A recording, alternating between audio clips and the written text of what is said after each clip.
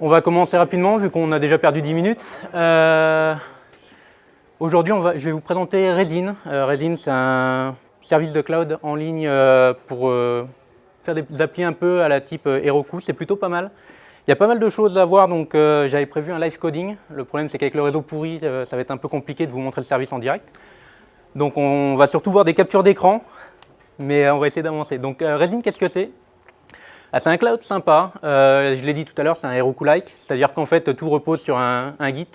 On push une version, lui va s'occuper de la builder, de la packager et de la déployer sur les différents serveurs. C'est basé sur Docker, alors c'est un des seuls qui est basé sur Docker, il y en a d'autres, par exemple il y a Flink, il y a Doku, etc. C'est des choses plutôt cool à utiliser. Mais le gros avantage, c'est que ça utilise surtout Raspberry Pi. Alors Raspberry Pi, pour ceux qui ne connaissent pas, c'est un petit PC à 30 €. C'est basé sur Linux. La seule différence avec un ordinateur normal, c'est que c'est un processeur ARM et que c'est très peu gourmand, très peu puissant. Et faire fonctionner les trois avec Docker et un type Heroku-like avec Raspberry Pi, c'était assez compliqué. J'en ai pas eu beaucoup. Je crois que c'est un des seuls qui le fait. C'est un cloud pas cher, alors surtout pour les administrateurs. Ceux qui ont créé le cloud, en fait, ont tiré le bon filon. C'est quasiment que des outils open source, donc Docker. Ça se base sur les Heroku-like, enfin les clients de type Heroku-like. Donc en fait, Heroku partage beaucoup de choses en open source et ils se sont dit, on va réutiliser un maximum d'informations que Heroku a fait pour les réintégrer. Il y a très peu d'infra, on y reviendra dans la partie un peu technique, mais ils n'ont quasiment aucun serveur à gérer et surtout, ils n'ont aucun serveur applicatif. Donc aucun serveur applicatif pour du cloud, ça peut paraître un peu bizarre. On se demande où est le data center. Et ben, c'est simple, le data center, c'est votre appartement, c'est votre maison, c'est votre garage, c'est la pièce où vous allez brancher vos Raspberry Pi. On peut trouver ça un peu bizarre, mais ça marche plutôt pas mal. On est beaucoup en fait à avoir utilisé des Raspberry Pi. Très peu trouvent une utilité vraiment concrète à ces petits engins-là. Ça coûte pas cher, donc on en achète, mais au final, à part faire des tests de domotique, de petits serveurs, on ne fait pas grand-chose avec. Ils gèrent Raspberry Pi 1 et 2 et le BeagleBone Black. Ils ont un support expérimental du Intel Edison. Donc on va se retrouver avec vraiment des tout petits ordinateurs et vraiment pas très chers à utiliser. Donc c'est plutôt pas mal.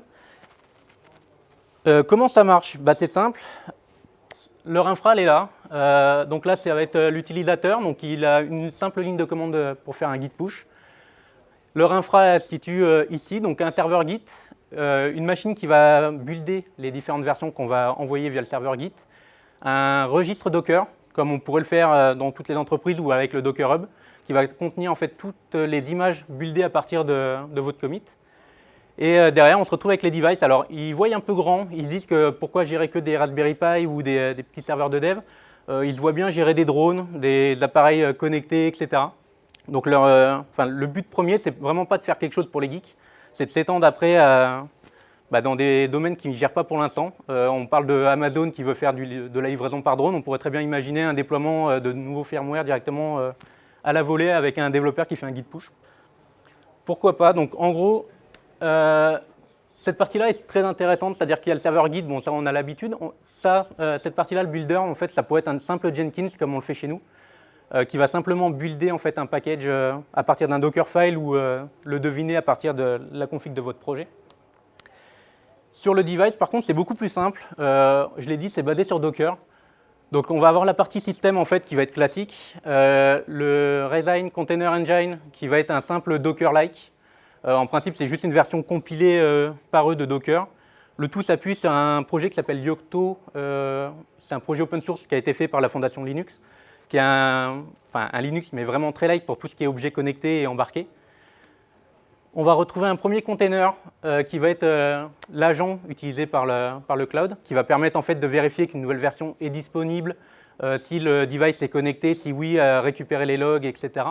Et le container de l'application, donc qui se trouve ici, qui est un container classique. Il n'y a pas de grande différence entre un container utilisé sur un Raspberry Pi et un container utilisé sur un système Linux normal. La seule différence, c'est qu'on doit utiliser des images compatibles avec le Raspberry Pi. Donc on ne va pas utiliser un Debian, mais on va utiliser un Raspbian par exemple. C'est juste au niveau de l'image de base que ça va différer. Et en principe, il n'y a aucune différence. Donc créer une application, il n'y a rien de plus simple. On va sur le dashboard. On se contente de donner un nom à l'application, de dire le type de device qu'on veut utiliser pour héberger l'application. Et on va se retrouver en fait avec une image du système à télécharger. Donc là, fait 1 Go 4 dans cette version-là. L'image va être dédiée à l'application. Alors on y reviendra tout à l'heure, ça va poser quelques problèmes, mais en gros, on télécharge l'image, on l'installe sur la carte SD, et à partir du moment où le device va être connecté, l'application va se déployer automatiquement sur ce device-là. Quand on crée une application, donc je l'ai dit, on installe autant de Raspberry Pi qu'on veut. Donc là, moi dans mon test, j'avais mis 2 Raspberry Pi pour une application. C'est simplement, on clone la carte SD, on la met sur un nouveau Raspberry Pi, on le branche, il va être automatiquement détecté et rattaché à l'application. Et on va pouvoir voir directement par ligne le nom du système, le commit de la version utilisée et actuellement déployée, et si le Raspberry Pi est idle ou alors offline. Donc là, ils sont offline. Et une petite astuce sympa, quand on a beaucoup de devices, on peut s'amuser à faire clignoter les LED d'un seul device pour savoir sur quel Raspberry Pi on va faire les tests. Donc c'est plutôt pas mal quand on a 10 Raspberry Pi de savoir lequel est en cours de déploiement ou pas. On fait clignoter la LED et on peut tout de suite l'identifier. Ça, c'est le détail d'un des devices. Donc j'ai pris le deuxième. On va se retrouver avec l'identifiant unique de l'appareil, le statut, l'application qui est déployée, l'adresse IP.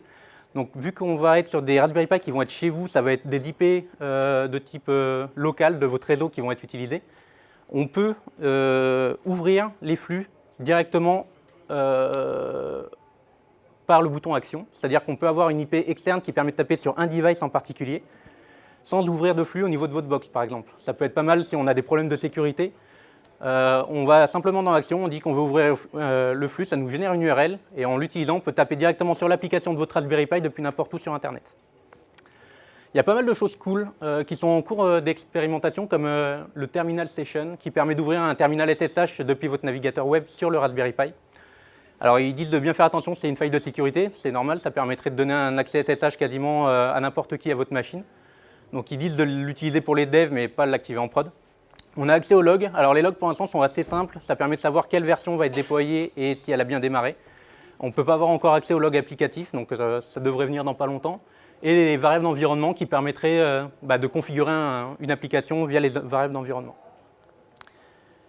Donc ils se sont amusés à faire un cloud et ils se sont dit c'est bien de faire un cloud, le mieux c'est de le tester. Quand on fait quelque chose avec du Raspberry Pi, ça veut dire utiliser des Raspberry Pi pour le tester. Donc ils ont créé un autre projet qui s'appelle The Beast. Qu'est-ce que c'est? C'est des tests à l'échelle. Alors on ne le voit pas très bien sur cette photo, mais si on dézoome un petit peu, ça donne à peu près ça. Ils se sont amusés à acheter 120 Raspberry Pi. Sur chaque Raspberry Pi, ils ont mis un écran et ils ont branché tous ces Raspberry Pi à leur cloud pour vérifier que les déploiements marchaient correctement. Alors ils ne sont pas embêtés, ils ont fait le test avec un Hello World. C'était juste affiché sur l'écran bonjour, je suis connecté ou une connerie du genre. Ça marche plutôt pas mal. Ils se sont dit on ne va pas en rester là. Donc ils ont continué à faire évoluer un peu leur système. Et ils se sont dit le mieux c'est qu'on demande aux utilisateurs qui nous disent le type de test qu'on aimerait faire.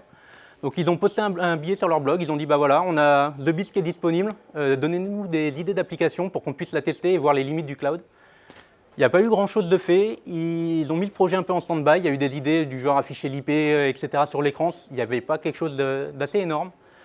Et ils se sont dit on va le mettre de côté. Et depuis une quinzaine de jours, ils ont tweeté un petit truc, ils ont dit voilà, la bête va revenir à la vie. À mon avis, je pense qu'ils vont commencer en fait à utiliser les idées qu'ils ont eues de la part des contributeurs pour pouvoir faire des tests à grande échelle. Je pense qu'ils vont même en créer plusieurs. Ils vont essayer de vraiment faire des tests à grande échelle. Et ils commencent à bien s'amuser. Donc on le voit avec ce type de projet, en fait, c'est des vrais. Enfin, je pense que les développeurs qui ont créé ce projet-là, c'est des geeks, un peu comme nous. Ils aiment s'amuser avec des technos récentes, donc Docker, etc., sur du Raspberry Pi. Leur business model, je pense, c'est de faire des prix pour les entreprises. Ils ont déjà une page qui référence les différents prix. Ils peuvent gérer jusqu'à 10 000 devices pour, je crois, 5 000 $ par mois. Donc ils aimeraient, je pense, que les entreprises puissent commencer à déployer leurs applications sur du Raspberry Pi. Pour l'instant, on en est loin. Donc les tarifs vont être applicables à partir du 1er septembre, mais je ne suis pas sûr qu'ils aient de gros clients pour l'instant. Il y a pas mal de points forts et de limites. Point fort, ils ont un dashboard qui est plutôt cool. Ils ont un client type Heroku pour faire créer des applications, les gérer, etc. en ligne de commande. Donc ça marche plutôt pas mal. C'est un Heroku-like, donc moi je suis plutôt fan d'Heroku parce que je trouve ça simple et efficace. On push une version et directement elle se déploie sur les différents serveurs. Ça marche plutôt pas mal, ils n'ont rien réinventé, mais en tout cas ils ont le mérite d'utiliser des trucs qui marchent. La sécurité est native, pas d'ouverture de flux. On a tous fait des petites applis chez nous et on est obligé de bricoler nos box pour ouvrir les flux, etc. C'est souvent une source d'inquiétude. On se dit, bah, si on ouvre un flux, potentiellement, quelqu'un peut venir m'emmerder chez moi. Eux, ce qu'ils ont dit, c'est chaque device en fait, va être connecté à un VPN qui va rattacher en fait, le device à leur cloud directement. Et si on fait une ouverture de flux pour avoir une IP, c'est directement, on passe par leur cloud, on passe par le VPN, on arrive chez vous. Donc pas d'ouverture de flux, tous les transferts sont chiffrés en SSL. Donc pas de gros problèmes de sécurité de ce côté-là. On a accès aux ressources. Alors ça, c'est un truc qui est plutôt cool aussi. Quand on fait du Docker, on a l'impression qu'on est dans le conteneur et on ne sort pas du conteneur. Avec tout ce qui est Raspberry Pi, on a des GPIO, etc. qui permettent de faire des choses plutôt cool, genre en domotique, brancher des caméras, brancher tout un tas de choses. Le cloud, en fait, ne limite pas ces fonctionnements-là. C'est-à-dire qu'on peut avoir accès aux ressources physiques du Raspberry Pi depuis le conteneur et du coup faire des choses plutôt cool. Je pense par exemple à déployer des applis qui font de la domotique. On pourrait très bien imaginer qu'on va se brancher à vos radiateurs, etc. depuis votre Raspberry Pi et tout gérer depuis le cloud. Ils ont des exemples sympas. Alors ils ont un exemple en vidéo sur leur page d'accueil. C'est un truc tout con, mais en gros, on a une interface, on tape un texte. Ils ont branché une enceinte à leur Raspberry Pi et l'application va utiliser les services Google pour générer une voix à partir du texte. Donc ça montre en fait qu'ils ont déployé une application, ça arrive sur le Raspberry Pi, ça utilise les composants système et physique du Raspberry Pi et on finit par avoir quelque chose qui marche plutôt simplement. Il y en a plein d'autres, je ne les ai pas tous regardés mais c'est plutôt cool. C'est les premières images Docker pour Raspberry Pi. Docker, c'est quelque chose qui est plus prévu pour du 64 bits, pour tout ce qui est ARM, etc. C'est un peu compliqué pour l'instant. Il y a une distribution, je crois, qui fait du Docker sur Raspberry Pi. Et c'est Resin en fait, qui s'occupe de faire la plupart des images de base, donc basées sur Raspbian, etc. Un des problèmes, c'est qu'il n'y a pas de load balancing. Alors, on déploie sur une vingtaine de Raspberry Pi, c'est cool, mais il n'y a aucun système qui permet de load balancer automatiquement un utilisateur et d'avoir un point d'entrée fixe.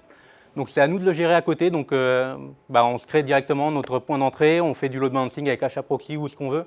Ce n'est pas géré en tout cas par le système.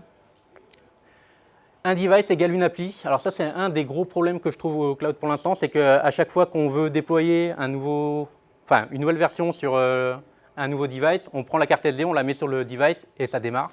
Le problème, c'est qu'on ne peut pas se dire j'aimerais 2 applications sur un même device, ou alors j'aimerais qu'il y ait 10 Raspberry Pi et puis que celui qui est le moins occupé prenne l'application que je veux déployer. Ça ne marche pas comme ça, ce n'est pas un pool de ressources. C'est un peu dommage. On est sur du cloud, donc on n'a pas envie de se prendre la tête à se dire je dois installer une nouvelle appli, donc je vais formater ma carte SD, mettre un nouveau Raspberry Pi à côté. Je pense que ça risque d'évoluer, mais pour l'instant, ce n'est pas dans leurs objectifs. C'est le plus gros problème, en tout cas, que je trouve à l'heure actuelle, c'est que ça ne permet pas de gérer plusieurs applis sur un même device. Deuxième problème, pas de lien entre les applis. On est sur du Docker, on a tendance à faire des links entre conteneurs assez simplement. Et là, avec le type de cloud, on ne peut pas le faire. Alors, ce n'est pas le seul cloud qui a ces limites-là, mais en tout cas, on ne peut pas dire j'ai une application avec un Tomcat, j'ai un conteneur avec un MySQL, je veux faire le lien entre les deux. Les 2 Raspberry Pi qu'on pourrait avoir pour 2 applis différentes ne pourraient pas communiquer entre eux directement. Il y a peut-être de la conf réseau qu'on pourrait gérer, mais je n'ai pas trouvé la doc qui permettrait de le faire, mais j'imagine que ça va arriver. Voilà, il y a plein de limites. En tout cas, ils sont sur la bonne voie. Moi, je trouve que c'est plutôt cool de pouvoir gérer du Raspberry Pi avec du Docker et avoir un cloud qui supervise tout ça.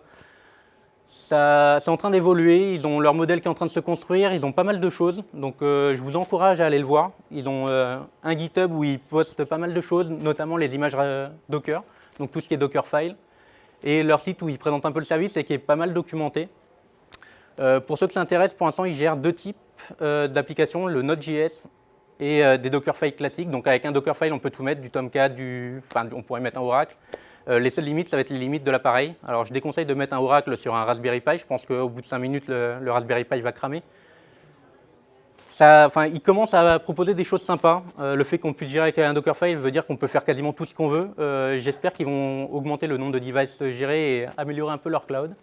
Mais en tout cas, ils sont sur la bonne voie et ils font des trucs plutôt cool. Donc je vous encourage à aller le voir. Et on va aller manger.